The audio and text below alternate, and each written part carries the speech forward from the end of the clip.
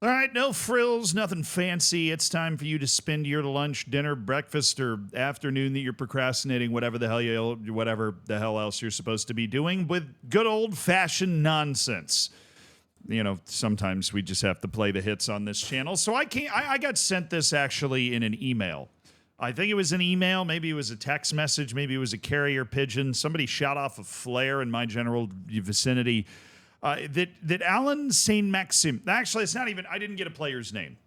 I got told that a player at Fenerbahce was accusing the club itself of attempting to get him to take performance-enhancing drugs. Essentially, a quick Google search revealed that the player in question was Alan Saint Maximin, right? But dribble boy extraordinaire that left the Premier League in search of greener, literally, pastures elsewhere, and more power to him. I'm not judging him at all for that, right? But he ended up at Fenerbahce, and he basically released a statement about this situation. Now, we are not going to be referring to particularly reputable news sites because it really is just a statement. There is not a lot to back it up, but it's a statement and a response that has come from the club, and a clarification from Alan St. Maximin. But the original statement, let me see if I can follow it here, or find it from the Gazeta Express. I think that they posted the full statement. This is a quote from ASM.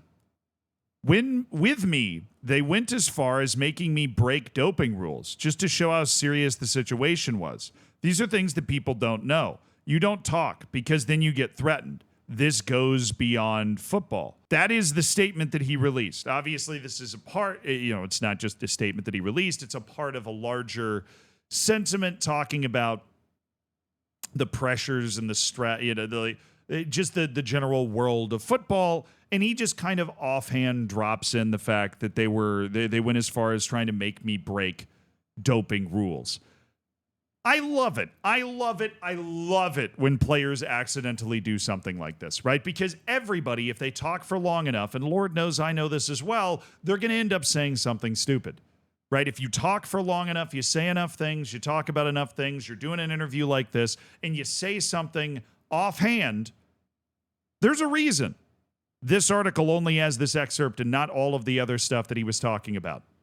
You accidentally say something offhand that's the real story. You accidentally say something offhand that, if taken in the appropriate context, is a bombshell. And this, if taken in the appropriate context, is a bombshell. Now, first, huge shout out to Turkey for just creating nonstop insanity, right? And Fenerbahce has been right at the front line of a lot of that insanity. Fenerbahce has been right in the mixer, trying to deal with, they nearly left the Turkish league. The entire league is rigged against them. They've been involved in these kinds of brawls on the field, right? They are the lightning rod of a league in general that is a constant lightning storm. Okay, and Alan St. Maximin is now stepping out and saying that they're trying to get him to break doping rules. Hell yeah, I believe him.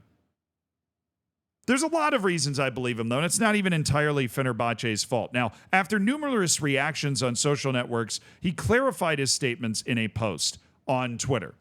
I see the video is going viral on Twitter, so I want to clarify what I said. I was talking about people around the club who are willing to do anything. He added, in my case, when I was sick, they almost gave me a treatment that is considered a doping product. I don't know what the intention of this medical team was. So obviously, when you're dealing with translating between different languages, trying to converse and speak in languages that aren't your native language, you're going to end up with a bit of a mistranslation. But there's something that's interesting to me immediately, that he's saying it was people around the club, right? And this is interesting either way, but I don't know what direction he's going.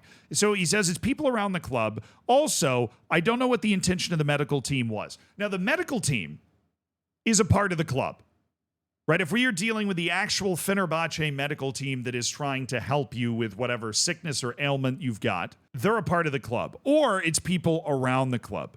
If it's people around the club, we're talking about wealthy Fenerbahce fans, right? Boosters, season ticket holders that happen to know a guy, the brother of the owner. I don't know, right? People around the club that don't have official capacity at the club that are saying, hey, take this, it'll help you feel better, and have that kind of access to the players. That's insane if that's the true half of this. right? If we're talking about the medical team trying to potentially circumvent rules, that is also how this sort of thing has gone down. A lot of doping scandals in baseball, the American sport, right? And those doping scandals were sometimes perpetrated by the actual physiotherapists, by the actual doctors on those teams, saying, hey, if you're interested, we got a little something, something. But it sounds like they were trying to force him to take this as part of a recovery routine, and then he noticed that it was a doping product. Now, the club released a statement as well, I feel like I should get to.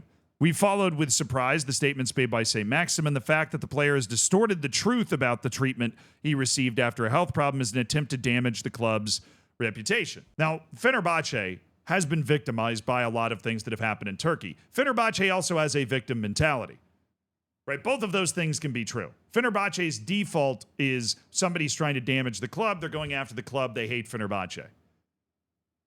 Right, but St. Maximin does not have the same motivation as Galatasaray or the Turkish league to go after Fenerbahce. This had all of the makings of something that he just said accidentally.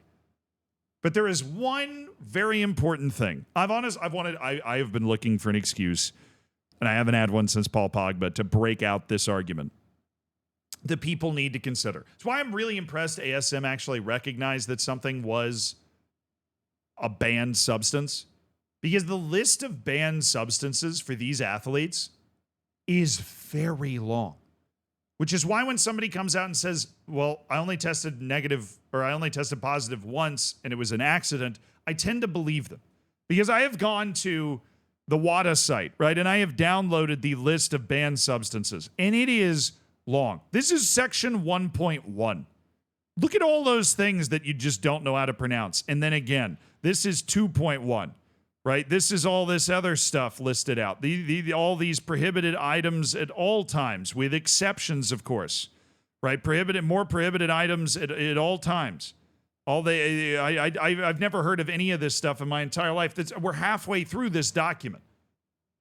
You get what I'm saying? There are a lot of banned substances that you are not able to take that are scientifically proven to have performance-enhancing qualities.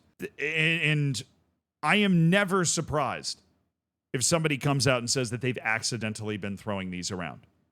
Now, of course, I don't know if this same maximum situation fits into that category. Because honestly, when you read another translation of ASM's situation, it sounds even more predatory, and he was more just troubled by the lack of choice he had in the matter. They even tried to drug me. They threatened me and attempted to inject things into me, which made no sense at all. That has nothing to do with football. It truly affected me. In those kinds of conditions, no one can perform well. Obviously, you might be trying to make an excuse here, but if you are in a situation, and that you hear stories like this come out of the NFL, you hear stories like this come out of other professional environments, where the actual medical staff is trying to basically say, here, you should have this, while kind of just injecting you with it, that's a problem.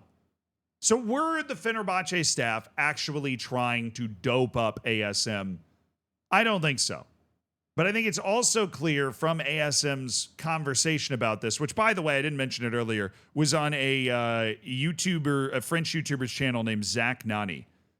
That's where this conversation happened. It is clear that Fenerbahce, and I would be willing to wager a lot of the rest of Turkey, has a militant mindset almost. And if they believe that, they're going to be able to win more if you take this injection while recovering from this injury, then you're taking the injection. Why are you asking questions, right? Like this kind of just hell for leather mentality when it comes to this. But there hasn't been anything concrete that has come out about this since. So there's no proof that Fenerbahce is hopping up all of its players on illegal substances and finding a way to mask it. But at the very least, that is now kind of out there in the world. And I guarantee you 5 years from now, when somebody from Galatasaray is trying to throw something back at Fenerbahce, they're like, and they're doping players. It just all stacks on top of itself.